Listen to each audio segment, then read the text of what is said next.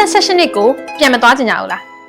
မင်္ဂလာပါဒေါက်တာကိတ်ပါချယ်ရီကေရဲ့အရေးများနဲ့လှပဆိုင်ရာဆရာဝန်တယောက်ဖြစ်ပါတယ်ဒီနေ့မှာဒေါက်တာက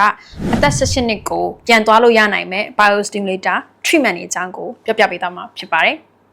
ပထမအဆုံးအနေနဲ့ဒေါက်တာက UV look ဟာလေးပြောပြပေးမယ်ပေါ့နော် UV look ကဆိုလို့ရှိရင်သူ့ထဲမှာ PLLA နဲ့ HA ပါတယ် PLLA ဆိုတာ polylactic acid နဲ့ hyaluronic acid နှစ်ခုပါတယ်ပေါ့နော်သူကပါလဲ50 mg ပါတယ်သူကဘာတော့ကောင်းလဲဆိုလို့ရှိရင်တော့အဓိကအားဖြင့် immediate effect ပေါ့နော် effect ကိုချက်ချင်းရကျင်တဲ့လူတွေနောက်တစ်ခုက skin ရဲ့အသားအရည်ပြားကောင်းကျင်တဲ့လူတွေပေါ့အထူးသဖြင့် skin texture ပေါ့ barrier ကောင်းကျင်တဲ့လူတွေပေါ့နော်ပြောင်ပြောင်တင်းတင်းလေးဖြစ်ချင်တယ်ချွေးပေါက်ကျင်ကျင်လေးနဲ့အသားရည်ကဆိုပြီးတော့ဘယ်လိုခေါ်မလဲပြောင်ပြောင်ဝန်းဝန်းလေး look လေးရချင်လို့ရှင်တော့သူ့ကိုသုံးသင့်တယ်ဘာလို့လဲဆိုတော့သူ့မှာ hyaluronic acid နဲ့ PLL လေးချိုးကြပါလို့အဲ့တော့ကြောင့်မို့လို့ skin ကအရန်ကောင်းတယ်အသားရည်အရန်လှတယ် glass skin လိုမျိုး effect မျိုးရစေတာဖြစ်ပါတယ်သူက immediate effect ရတယ်သူ့ရဲ့ကြာချိန်ကတော့12လနဲ့18လဆိုတော့တစ်နှစ်ကနေတစ်နှစ်ခွဲတည်ခံပါတယ်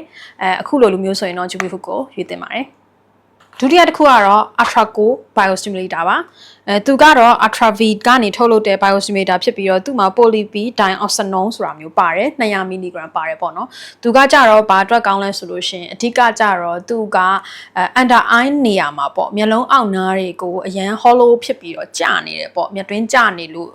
failure မထိုးခြင်းဘူးပေါ့ failure ထိုးတဲ့ effectထပ်ပို့ပြီးကောင်းမွန်တဲ့ effect မျိုးရကျင်တယ်မျက်လုံးအောက်က collagen stimulation ကောင်းကျင်တော့ safe ဖြစ်ဆုံးအနေနဲ့ကင်းဆုံးဒါ biostimulator တိုင်းမှာပါတယ်ပေါ့နော်သူဆိုလို့ရှိရင်တော့ lifting ပေါ့တင်းတင်းရင်ရင်ဖြစ်ချင်တယ်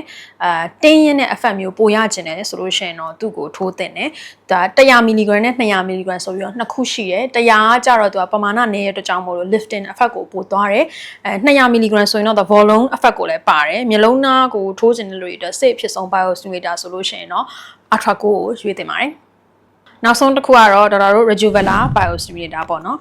သူကကြတော့ PDO powderနဲ့ CMC ပေါ့နော် polydioxanone ရဲ့ CMC ရဲ့300 mg ပါတယ်300R ပေါ့သူကကြတော့300R ဖြစ်တဲ့ကြောင့်မလို့ခုနနှစ်ခုထပ်တော့ပါဝင်မှုပိုများတယ်အဲ့တော့ဘာကောင်းလဲဆိုတော့ volume ပေါ့နော်မျက်နှာမှာကျနေတဲ့ဒီနားလေးတွေကျတာမျိုးတို့ဒီ nasolabial fold လို့ခေါ်တဲ့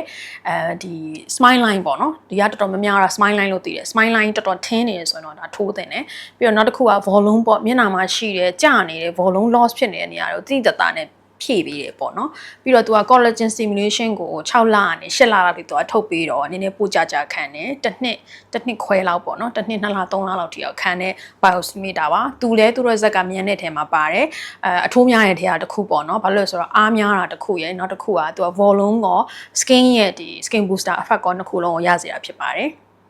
အခုဆိုလို့ရှိရင်တော့ဒေါက်တာကဒီ biostimulator 3ခုပေါ့နော် UV Look ရယ် Ultraco ရယ် Rejuvelar ရယ်3ခုရဲ့အကြောင်းလေးကိုပြောပြသွားတာဖြစ်ပါတယ်အချင်းချုပ်ပေါ့နော်နောက်ဆုံးအနှစ်ချုပ်ပြောပြရမယ်ဆိုလို့ရှိရင်တော့ဒီ PLLA နဲ့ HA ပါဝင်တဲ့ UV Hook ကိုဆိုလို့ရှိရင်เนาะ UV Look ကိုဆိုလို့ရှိရင်ပေါ့ဘယ်သူတွေသုံးသင့်လဲဆိုတော့ glass skin လိုချင်တဲ့လူတွေပြောင်ပြောင်တင်းတင်းလေးနဲ့ skin texture ကောင်းကောင်းနဲ့ချွေးပေါက်ကျင်းကျင်းနဲ့ပြောင်နေတဲ့ skin မျိုးလိုချင်တဲ့ဆိုရင် result လည်းချက်ချင်းပေါ့မြန်မြန်ဆန်ဆန်လေးရကျင်တယ်ဆိုရင်တော့ UV Look ကိုသုံးပါနောက်တစ်ခုကကြတော့ဒီ Ultraco ကိုကြတော့သူကအဓိကအဖြစ်တော့မျက်လုံးသားတစ်ဝိုက်ပေါ့နော်ဒီ fill လုပ်ချင်တဲ့လူတွေ safe ဖြစ်ချင်တဲ့လူတွေဆိုလို့ရှိရင်တော့ Ultraco ကိုသုံးပါ Rejuvelar ကကြတော့အဓိက volume အတွက်ကော skin အတွက်ကော texture skin booster effect ကောနှမျိုးလုံးရကျင်တယ်ပြီးတော့ပါဝင်မှုအားပိုများတဲ့ဟာမျိုးပိုကြခံကျင်တယ်ဆိုလို့ရှိရင်တော့ Rejuvelar biostimulator ကိုသုံးပါလို့တော့ဒေါက်တာကအကြံပြုချင်ပါတယ်ရှင်အားလုံးပဲကျမပြောရှင်လှပကြပါစေနောက်ဗီဒီယိုမှာပြန်တွေ့ကြမယ်နော်